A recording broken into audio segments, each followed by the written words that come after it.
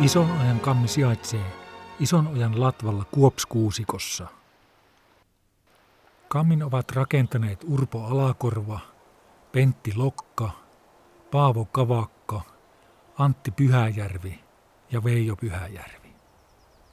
Kammi on rakennettu 1970-luvun loppupuolella aitavahtien käyttöön Keminsompion ja Lapin paliskunnan väliaidan tarkistuksia varten.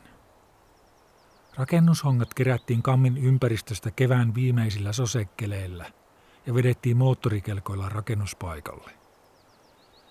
Kammin mallina on ollut vasotuskodat. Katto on ollut auki harjastaan. Aluksi ei ollut minkäänlaista tulisijaa, vaan tulta pidettiin keskellä kivien päällä. Välillä kammissa on ollut kaminakin, mutta tällä hetkellä tulisijaa ajaa tynnyri. Katto on korjattu ja nykyään se on kokonaan ummessa.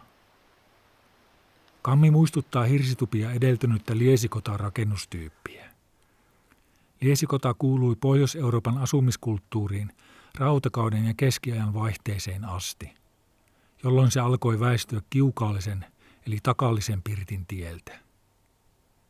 Isonojan kammi on puiston ainoa liesikota-tyyppinen rakennus.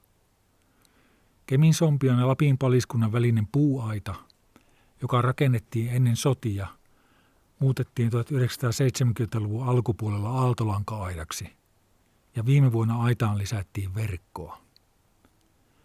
Keminsompion paliskunnalla ei ole enää käyttöä kammille, vaan sitä käyttää lähinnä metsästäjät syksyisin. Kammilla ei ole huoltoa ja vierailijan on itse kerättävä maastosta oksia ja risuja puiston sääntöjen mukaisesti.